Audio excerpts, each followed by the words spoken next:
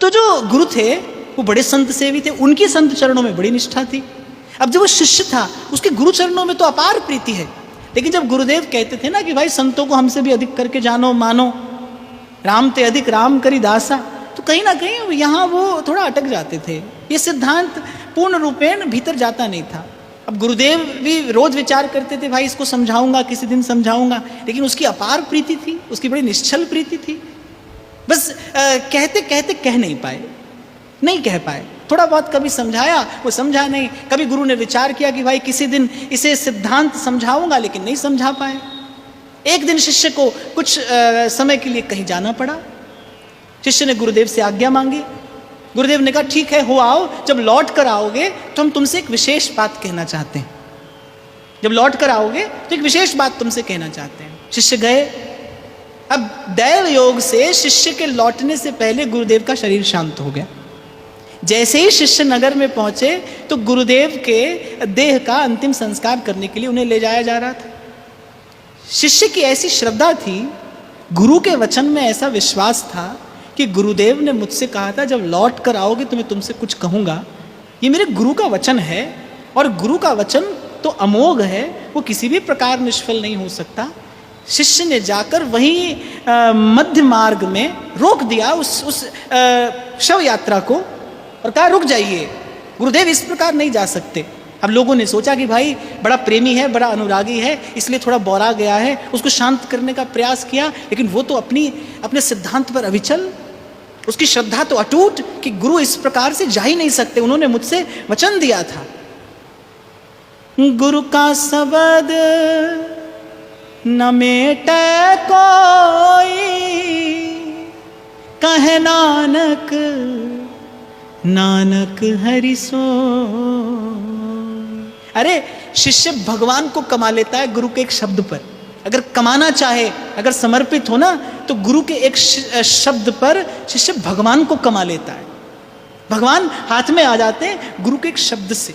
इसीलिए मैं आपको निवेदन कर रहा हूं भाई, गुरु का सेवन कैसे किया जाए सीखिए, जानिए इन भक्तों से किस प्रकार गुरुजनों का सेवन किया जाए। प्रयास करिए ईमानदारी से। कोई नहीं देखता हो जब आपको, तब भी अपने गुरु चरणों के प्रति, अपने गुरु के सिद्धांत के प्रति ईमानदार रहिए। निष्कपट भाव से अपने गुरु के सिद्धांत का पालन करिए। देखिए हाथ आ जाएंगे प्रभु आपके। और मैं तो समझता हूं भाई इससे सरल कोई और युक्ति नहीं है प्रभु को प्राप्त करने की, इससे सरल कोई युक्ति नहीं है।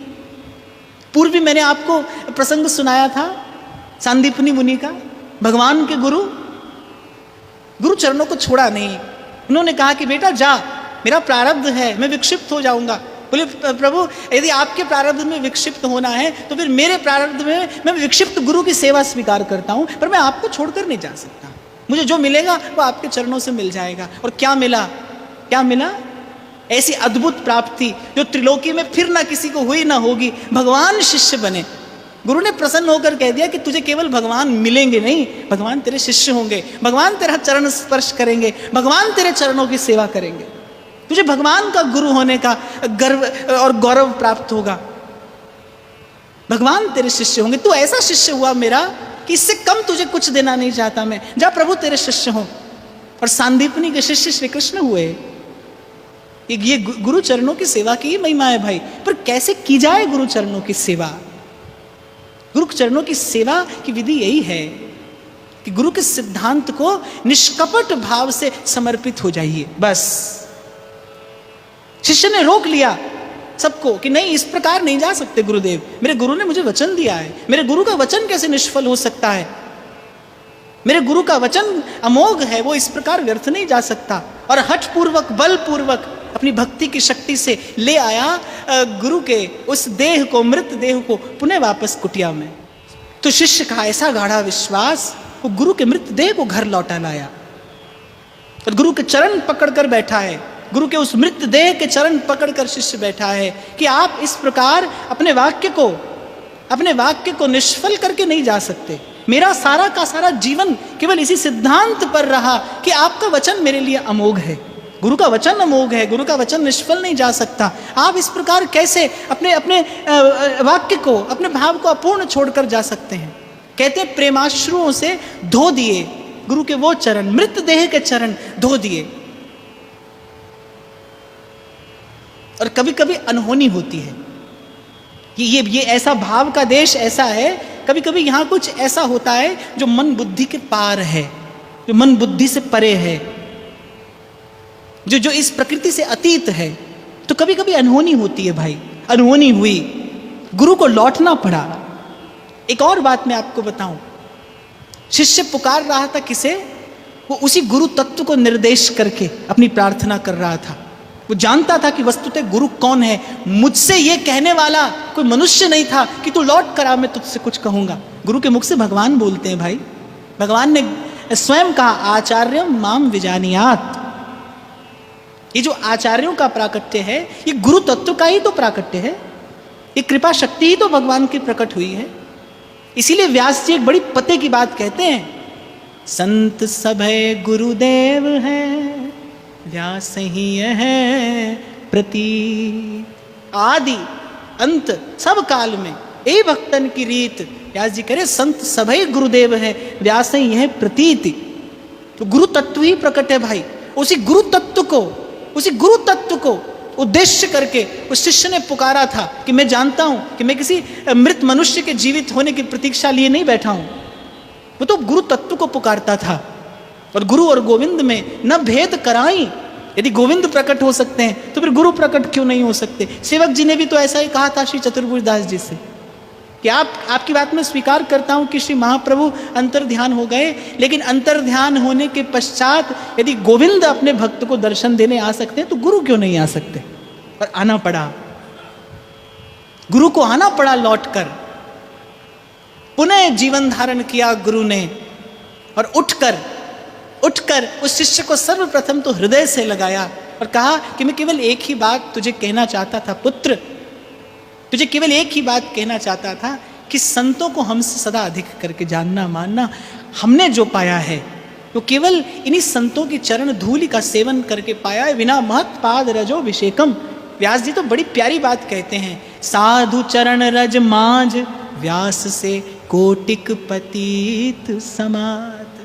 ब्रज के रसिक गाते हैं, मुक्ति पूछती है भगवान से, मेरी मुक्ति बताए। और श्री ठाकुर जी क्या युक्ति बताते हैं मुक्ति की? पड़ी रहो या गैल में साधु संत चलिया, ब्रज रज उड़ मस्तक लगे, मुक्ति मुक्त हो जाए। पड़ी रहो या गैल में साधु संत चली आए और ब्रज रज उड़ मस्तक लगे, मुक्ति मुक्त हो जाए। ये जो साधु चरणों की रज है, ये जी जन्म जन्मांतर के पाप ताप का निवारण करने वाली औषधि है, रसायन है। कहहित की जय साधु संगति सो, साधु संगति सो, जावे कलमश जी को कमल नयन सो, कमल नयन सो। इसलिए वाणी को विराम की ओर लेकर जाओ। मैं उससे पूर्व एक बात मैं आपको निवेदन करूंगा कि कहीं आपको केवल इस बात का भ्रम तो नहीं है कि गुरु मिला है, क्योंकि गुरु के मिलने पर तो आप नहीं रहते। सतगुरु मिला तो सब मिला, नहीं तो मिला न कोई। सतगुरु मिला तो सब मिला। अच्छा एक बात बताऊं आपको, संसार में कोई आपको कुछ दे सकता है, कोई आपको बहुत कुछ दे सकता है। देवी देवताओं की उपासना बहुत कुछ दे सकती है, संसार के संबंध आपको कुछ दे सकते हैं, पूजा पाठ अर्चना पद्धतियां हैं और यज्ञ अनुष्ठान हैं, जप तप है, ये आपको बहुत कुछ दे सकता है। पर आपको सब कुछ अगर कोई दे सकता है तो वो केवल सद्गुरु दे सकता है। सब कुछ जिसे प्राप्त करके पूर्ण तृप्ति हो जाए। यल्लब्धवा पुमान अमृतो भवति सिद्धो भवति तृप्तो भवति, तृप्तो भवति।